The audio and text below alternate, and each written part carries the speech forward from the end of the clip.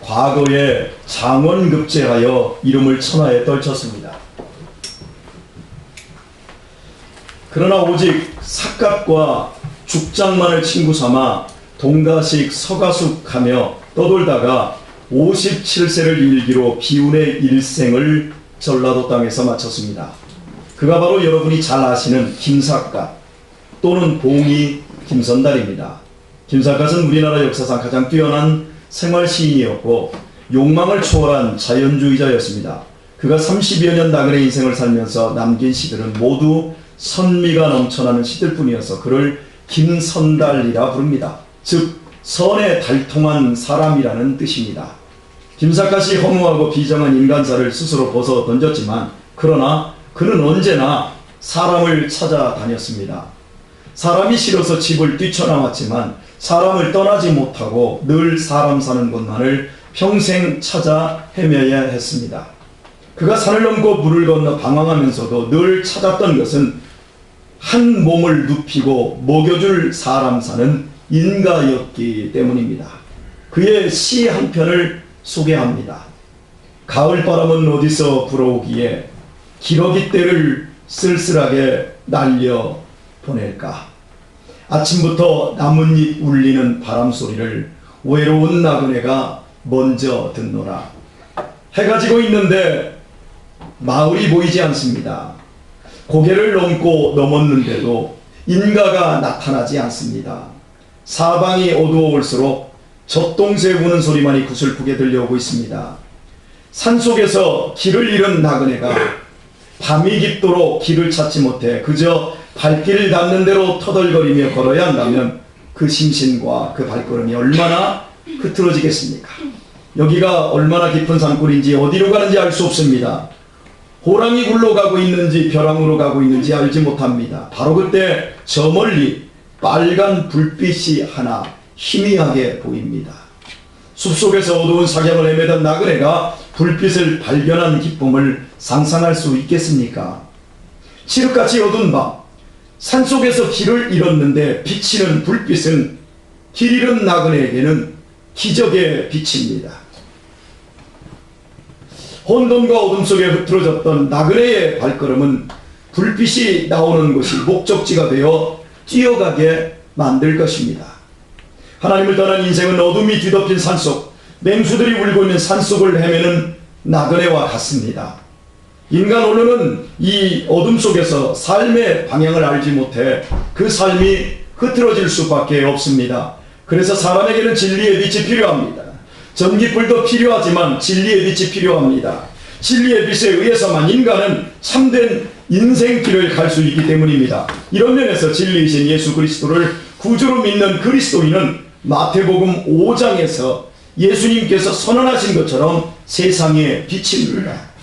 진리 안에서 거듭난 그리스도인의 삶은 그를 보는 혼돈의 인생길에 있는 어둠 속에 있는 사람들에게 반드시 길잡이와 같습니다. 그렇다면 이런 그리스도인들이 한 몸을 이루는 어두운 세상 앞에 교회는 얼마나 밝고 선명한 진리의 빛이겠습니까? 분명 그리스도인 한 사람 한 사람이 비치기에 한 몸으로 연합된 교회는 굉장한 광원이어야만 합니다. 추석 전에 고향에 믿지 않는 70 되신 당숙에게서 저는 이런 소리를 들었습니다. 너 교인이 몇 명이냐? 예, 이 정도 됩니다. 너 벌이 괜찮겠다. 얼마 받냐? 집은 몇 평에서 사냐? 저는 서글픔을 느꼈습니다. 목사직을 진리를 밝히는 사명을 감당하기 위해 헌신하는 자리가 아닌 치부의 자리로 여기는 제 당숙의 모습은 오늘날 이 땅의 교회와 목회자가 세상 사람들에게 어떻게 투영되고 있는지를 보여주는 단적인 예이기 때문입니다. 한국 사회에서 무려 71%가 교회를 증오 혹은 싫어하고 있습니다. 겨우 29%만이 교회를 우호적으로 생각하고 있다고 합니다. 진리의 등대가 되지 못해 세상으로부터 교회가 신뢰를 상실한 것은 물론 교회 내부에서도 교회가 개혁되어야 한다거나 새로워져야 한다는 말이 나오는 것은 어제 오늘의 일이 아닙니다. 그러나 개혁의 구호는 난무하지만 개혁의 본질, 개혁의 실체가 무엇인지 알고 있는 사람들, 이런 사람들은 흔치 않다고 생각이 되어집니다. 아니, 개혁의 본질, 개혁의 문제는 알고 있는데 개혁의 본질, 개혁의 실체가 무엇인지 알려고 하는 사람들 역시 많지 않습니다. 교회가 개혁의 대상으로 전락했다는 것은 교회가 하나님에 대한 사랑을 배신했다는 것이며 또한 인간에 대한 사랑을 상실했다는 의미입니다. 하나님에 대한 사랑을 배신하고 인간에 대한 사랑을 상실한 교회는 교회의 기득권을 장악한 소수를 위한 이익 집단에 지나지 않습니다. 그래서 교회는 하나님의 이름으로 인간을 억압했고 하나님의 이름으로 인간을 착취했고 심지어 하나님의 이름으로 인간을 죽이기도 했음을 2000년 교회 역사가 증언해주고 있습니다. 그러므로 교회의 개혁은 제도의 개선이나 거창한 구호나 캠페인이 아닌 인간을 사랑하는 것으로부터만 시작됩니다. 그런데 그 인간을 사랑하는 것은 반드시 하나님을 사랑하는 것, 그분의 말씀에 기인된 것에서부터만 시작할 수 있습니다. 오늘 본문은 안디옥 교회의 지도자들을 소개하고 있는 말씀입니다. 안디옥 교회에 선지자들과 교사들이 있으니 분명히 지도자들입니다. 중요한 것은 그들의 출신과 면면인데 소개한 사람들 중에 한 명을 제외하고는 모두 교회의 지도적 위치에 있기에 마땅치 않은 인물들입니다. 여러분이 잘 아시는 바나바는 키프로스 출신의 부유한 정통파 유대인으로 예루살렘 교회를 세우는데 자기의 전 재산을 바친 사람입니다. 전 재산을 바친 사람입니다. 뿐만 아니라 그리스도의 대적이었던 사울의 회심을 보증하고 또 그를 교회에 천거할 만큼 매우 뛰어난 인격자였습니다. 바나바는 누가 보더라도 안디옥 교회를 이끌 믿음과 지도력을 갖춘 리더였습니다. 반면에 바울은 교회를 짓밟던 죄인 중의 괴수였습니다. 마나엔, 사울의 젖동생 마나엔은 불의한 매국노 출신이었습니다. 시므온, 니게르라 하는 시므온은 흑인 노예 출신입니다. 루기오는 무명의 이방인입니다. 전혀 리더 그룹에 적당치 않는 인물들입니다. 그럼에도 그들은 주님의 몸된 교회인 안디옥 교회 안에서 지도자 그룹에 속하여 교회를 이끌고 있습니다. 이 상황을 본문이 보여주는 이유는 무엇 때문일까요? 안디옥 교회가 사람의 단점과 허물을 충분히 용납하고 놀랍도록 서로를 사랑했음을 보여주려는 의도입니다. 그들은 자신들을 사랑하시기에 모든 억압으로부터 자신들을 자유하게 해주신 주님의 사랑 안에서 그 자신들도 인간적인 단점을 넘어 적극적으로 사랑함으로써 진정한 주님의 공동체를 이룰 수 있었던 것입니다. 뿐이겠습니까? 안디옥 교회는 최초로 선교사를 파송한 교회입니다. 그래서 3절을 보면 이에 금식하며 기도하고 두 사람에게 안수하여 보내니라. 선교사를 파송했다는 얘기입니다. 최초로 선교사를 파송한 교회, 이 역시 사랑 때문입니다. 교회 안에서 서로를 참으로 사랑했기에 그 결과로서 안디옥 교회는 교회 밖에 있는 사람들을 안 사랑할 수가 없었습니다. 그래서 그 사랑이 최초의 교회인 예루살렘 교회보다도 먼저 세계를 향한 선교사를 3번씩이나 파송할 수 있었습니다.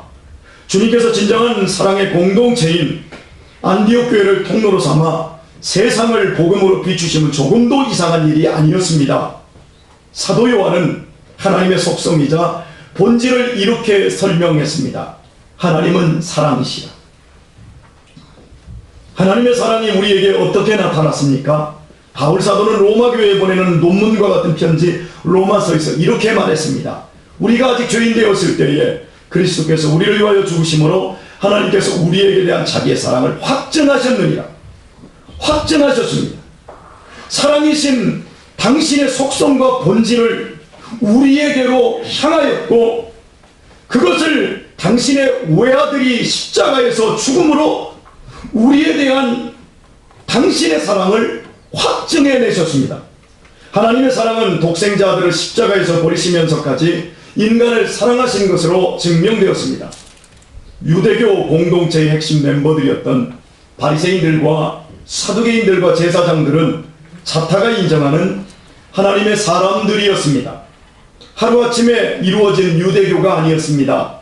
수백 년 동안 하나님만을 신봉하며 율법을 지켜 만들어낸 공동체였습니다. 그런데 그들은 사랑이신 하나님의 법으로 서로를 사랑하지 않고 사람들에게 빛과 자유를 주기는커녕 서로를 미워하고 억압했습니다. 자신들과 생각과 견해가 조금만 달라도 가차없이 적으로 돌렸습니다. 그리고는 제거해버리기를 주저하지 않았습니다. 그래서 유대교 안에는 사두개파, 바리새파, 에센파, 열심당원들이 서로를 견제하며 으르렁거리고 있었습니다. 유대 공동체는 신앙의 외형만 있을 뿐 신앙의 본질인 하나님의 사랑을 잃은 결과 그들은 철저한 어두움이 되고 말았습니다. 빛이어야 할 그들이 철저한 어둠으로 변질되고 말았습니다. 바로 이때 사랑이신 하나님께서는 타락한 유대교의 모든 억압으로부터 인간을 자유하게 하시고 십자가에서 당신을 버리시기까지 인간을 사랑하신 예수님의 사랑을 출발점으로 삼아 기독교를 시작하셨습니다. 그리하여 초대 예루살렘 교회가 세워졌을 때 그 모습은 성도들끼리 뜨겁게 사랑하는 모습으로 나타났습니다. 세상에 흉내도 낼 수 없는 사랑의 모습이었습니다. 그리고 오늘 본문에서 안디옥 교회가 그 바톤을 이어 서로 사랑할 뿐만 아니라 교회 밖에 방황하는 이방을 향해 선교로서 그 사랑의 빛을 증거하는 사실을 보여주고 있습니다. 멈춰있는 돌에는 이끼가 낍니다. 흐르지 않는 물, 고여있는 물은 반드시 썩습니다. 구르는 돌에 이끼가 끼지 않고 흐르는 물이 썩지 않는 것처럼 흘러가는 사랑 역시, 구르는 사랑 역시 생명이기에 결코 썩지 않습니다. 그러나 사랑이 멈춘 순간 그 사랑 역시 썩습니다. 사람을 사랑하는 교회는 어떤 경우에도 타락하거나 부패하지 않습니다. 생각해 보십시오. 사람을 사랑하는 교회가 어떻게 사적인 유익을 위해 사람을 억압하고 착취하고 죽일 수 있을까요? 주님께서 요한복음 13장 34절과 35절에서 이렇게 말씀하셨습니다. 새 계명을 너희에게 주노니 서로 사랑하라. 내가 너희를 사랑한 것 같이 너희도 서로 사랑하라. 너희가 서로 사랑하면 이로써 모든 사람이 너희가 내 제자인 줄 알리라. 사랑하라 하지 않았어요. 서로라고 말씀을 드렸어요. 여러분 사랑합니다. 이게 아니고 사랑합니다. 이게 아니고 대상을 확실히 정해 주셨어요. 서로 사랑하라. 그런데 오늘날 많은 사람들이 사랑합니다 라고 얘기해놓고 대상이 없어요. 그런 사랑은 누구든지 할 수 있습니다. 하지만 서로 사랑하는 건 매우 어려운 일입니다. 사랑하면 인간을 자기 욕망을 위한 도구로 삼던 자신의 그릇된 삶을 과감히 벗어 던질 수 있습니다. 서로 사랑하면 어디에서나 인간을 살리는 생명의 기쁨을 누릴 수 있습니다. 서로 사랑하면 인간을 사랑하는 것보다 더 큰 행복이 없음을 확인하게 됩니다. 개혁 그 자체를 목적으로 삼으면 사랑의 상실로 인해 반드시 그 자신이 개혁의 대상으로 썩지만, 사랑을 목적으로 삼으면 개혁이 저절로 결과로서 수반되어집니다. 그러나 타락한 중세교회는 인간을 사랑하지 않았습니다. 교권을 장악한 교회 지도자들은 하나님의 이름으로 종교적 기득권을 지키고 키우는 일에만 혈안이 되어 있었습니다. 그래서 사람은 교권에 의해 짓이겨졌습니다. 그 시절의 로마 가톨릭 교회는 타락한 유대교와 구별되지 않았습니다. 바로 이러한 때 종교개혁을 통해 오늘 우리와 같은 개신교회가 탄생되었습니다. 당시의 종교개혁도 인간을 사랑하기 위해 로마 가톨릭 교회의 모든 억압으로 인간을 자유하게 하는 것이었습니다. 그로부터 500년, 5세기가 지나가는 오늘날 이 한국 땅에 있는 개신교가 스스로 개혁의 필요성을 절감하고 있다면 그것은 인간에 대한 사랑을, 아니 하나님으로부터 오는 사랑을 망각하고 인간에 대한 사랑을 상실한 타락한 유대교와 로마 가톨릭 교회와 다를 바 없음을 스스로 시인하고 있는 것입니다. 그러므로 개혁을 외치는 오늘 우리의 개혁의 출발점은 어디에여야 하겠습니까? 하나님께서 우리를 사랑하신 그 사랑, 십자가에서 우리를 위해 예수님께서 당신을 곁들이신 그 사랑을 타인을 위해 서로 시작하는 것이어야만 합니다. 투명한 제도, 우리 교회 같은 공정한 선거 제도 등을 한다고 해서 그 자체가 개혁의 증거일 수 없습니다. 오직 우리가 진정으로 서로 사랑하는 것만이 참된 개혁의 증표가 될 수 있습니다. 초대 안디옥 교회처럼 서로를 용납할 수 없음에도 지도자들로 용납함으로 보편적 교회를 이룬 사랑이 실천되어질 때 드디어 주님의 참된 교회가 될 수 있다는 사실입니다. 여러분 혹시 늙은 검이라는 시를 아십니까? 박재영 시인의 늙은 검이라는 산문시가 있는데 제가 한번 소개해 볼까 합니다. 특히 우리 어르신들은 귀를 쫑긋 세우고 한번 들어보십시오. 늙은 거미를 본 적이 있나 당신? 늙은 검은 개똥거미가 마른 항문으로 거미줄을 뽑아내는 것을 본 적이 있나 당신? 늙은 암컷 검은 개똥거미가 제 마지막 거미줄 위에 맺힌 이슬을 물끄러미 바라보고 있는 것을 본 적이 있나 당신? 죽은 할머니가 그러셨지. 아가, 거미는 제 뱃속에 내장을 뽑아서 거미줄을 만드는 거란다. 그 거미줄로 새끼들 집도 짓고 새끼들 먹이도 잡는 거란다. 그렇게 새끼들 다 키우면 내장이란 내장은 다 빠져나가고 꺼죽만 남는 것이지, 새끼들 다 떠나보낸 늙은 거미가 마지막 남은 한올 내장을 꺼내 거미줄을 치고 있다면 아가, 그건 늙은 거미가 제 수위를 짓고 있는 거란다. 그건 늙은 거미가 제 자신을 위해 만드는 처음이자 마지막 거미줄이란다. 거미는 그렇게 살다 가는 거야. 할머니가 검은 똥을 쌌던 그의 여름, 할머니는 늙은 거미처럼 제 거미줄을 치고 있었지. 늙은 거미를 본 적이 있나 당신? 저는 이 시를 처음 읽으면서 눈물이 핑 돌았습니다. 제 어머니 생각이 났기 때문이에요. 우리 모든 부모들의 운명이지 않습니까? 자신의 내장은 물론 등골까지 다 뽑아내며 자식을 살이지만 결국 수위 한 벌과 함께 끝이 나고 맙니다. 그 늙은 거미의 모습이 바로 우리 자신의 현재 혹은 우리 미래의 모습이라는 사실입니다. 오늘 밤이라도 우리의 코끝에서 호흡이 멈춰버린다면 살아있는 사람들은 시신이 된 우리를 위해 엄숙하게 장례식을 치른 뒤에 우리의 시신을 무덤 속에 안장 혹은 화구에 집어넣어 분골할 것입니다. 죽은 사람의 생전의 의지와 그의 형편과 처지에 따라 무덤의 크기와 모양은 달라질 것입니다. 그러나 무덤의 크기와 모양이 어떠하든 무덤 속의 본질이 시체 즉 죽음이라는 의미에서는 아무 차이도 없습니다. 죽음에 관한 한 인간은 정말 늙은 거미와 아무 차이가 없는 것입니다. 하나님을 떠나서는 인간의 죽음은 그 자체로 끝장이에요. 인간과 늙은 거미 사이에는 그 어떤 차이도 있을 수 없습니다. 그러나 하나님 안에서는 죽음이 결코 끝이 아니요, 인간과 늙은 거미는 절대로 동일할 수가 없습니다. 하나님의 사랑을 힘입어 구원의 은혜를 입은 우리는 육신 장막을 벗을 때 드디어 영생을 시작할 수 있게 됩니다. 이 땅에서의 고단하게만 했던 희생들이, 사랑들이, 실천들이 하나님 나라에서 크게 보상받게 됩니다. 하나님 안에서는 죽음이 결코 끝이 아니요, 인간과 늙은 거미는 절대로 동일할 수 없습니다. 9월 중순에 때늦은 비가 일주일이나 이어지던 화요일날 성광원을 제가 찾았을 때 쏟아진 토사로 길이 만신창이가 되었습니다. 다행히 교회차는 사륜구동을 할 수 있어서 논에서 쏟아진 토사가 쌓인 길을 통과할 수 있었습니다.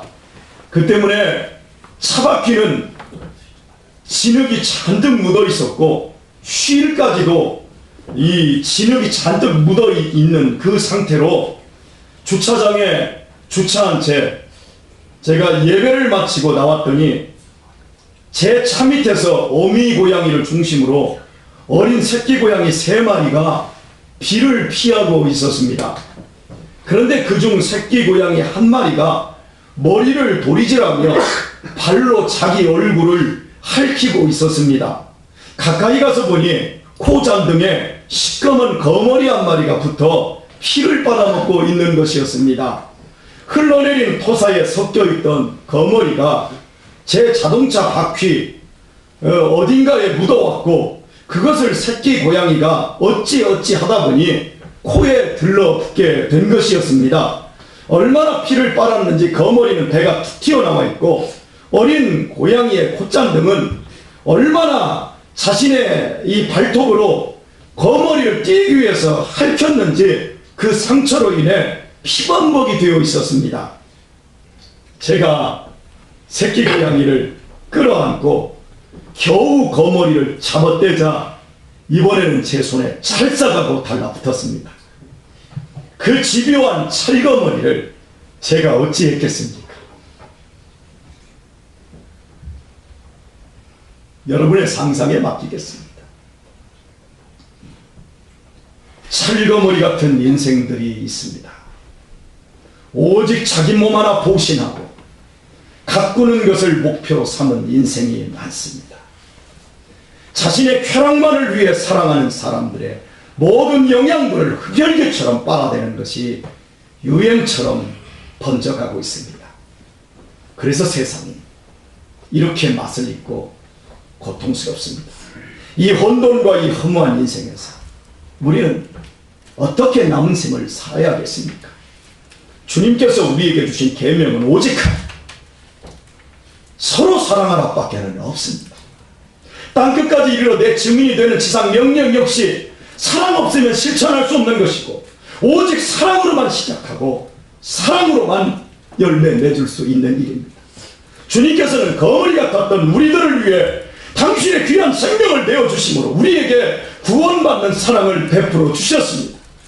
그 사랑을 받은 것을 인정한다면 이제 우리 역시 타인을 위해 서로 내장까지 파주는 거미로 늙어갈 것을 명령하고 있다는 사실입니다.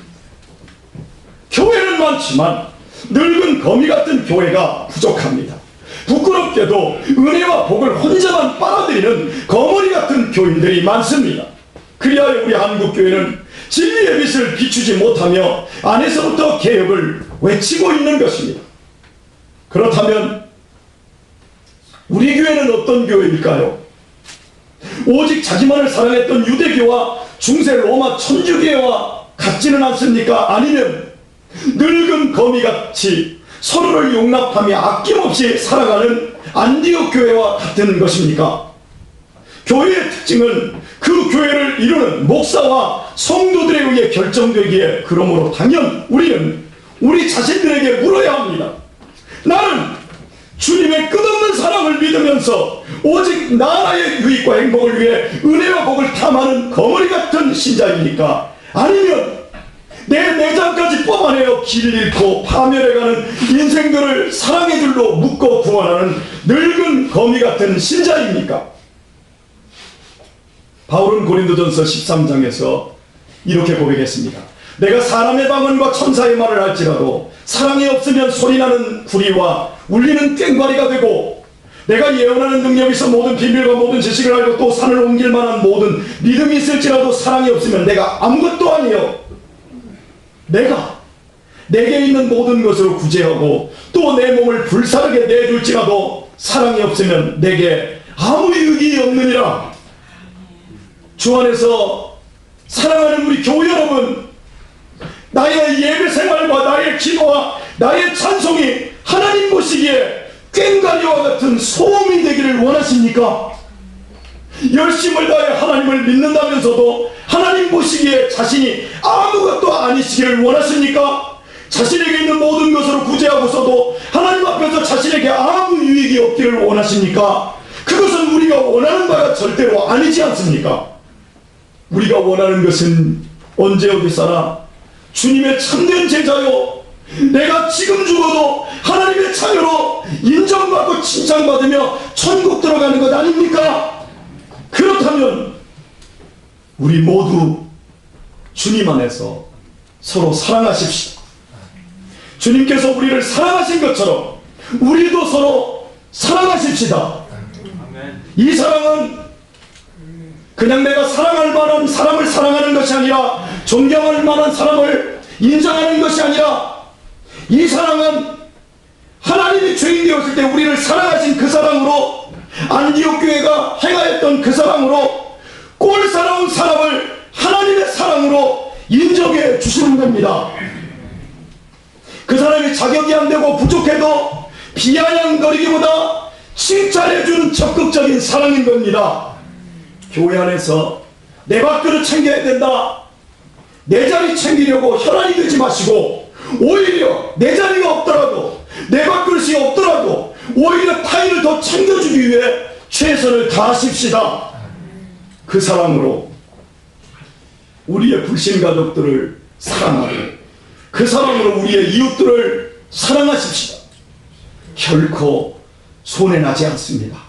왜냐하면 내가 실천하는 그 사랑이 결국은 나를 행복하게 하며 나를 가치 있게 만들어 주기 때문입니다. 그것이 사랑의 힘입니다. 주님의 사랑 때문에 내장까지 빼어준 늙은 거미와 같은 사랑을 실천할 때, 그리할 때만 우리 자신과 우리 교회는 아무리 세월이 흘러가도 개혁의 대상으로 전락하지 않을 것이며, 주님께서 우리 교회를 통해 세상을 구원하고 세상을 고쳐가도록 사용해 주실 것입니다. 말씀을 맺습니다. 주님께서 우리에게 주신 유일무이한 명령은 오직 하나, 서로 사랑하라 뿐입니다. 사랑할 만해서 사랑하는 게 아닙니다. 바나바는 사랑할 만해서 용납하고 지도자가 되었습니다마는 그 외에 매국노, 흑인, 이방인, 형편없는 그 인간들이 선지자와 교사였다는 사실, 바로 예수 그리스도로 말미암아 그 사람, 여러분, 저 사람은 목사할 만큼 인격이 안 돼, 실력이 안 돼. 저 사람은 안수집사 하기에 너무 형편없어. 저 사람은 권사 자격이 안 돼. 여러분, 우리가 자격이 있어 오늘의 우리의 모습이 읽어지는 것 아니라, 오직 예수 그리스도의 은혜를 따라 그분의 사랑 때문에 우리가 읽어지고 만들어져 가고 있습니다. 그 참된 사랑을 내 속에서 정말 실천할 수 있을 때, 나 저 사람과 함께 일하기 싫어, 나 저 꼴보기 싫어, 나만 눈 감아보면 되지, 나만 예배 드리면 되지, 아니에요. 그건 사랑 아니에요. 원수를 사랑하라예요. 내가 참고 말지가 아니에요.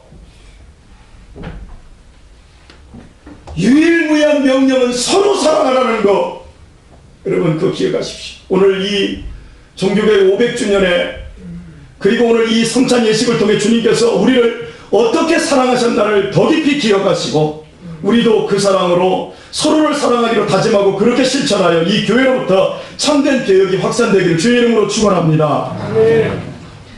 이 시간에 우리 성례식을 거행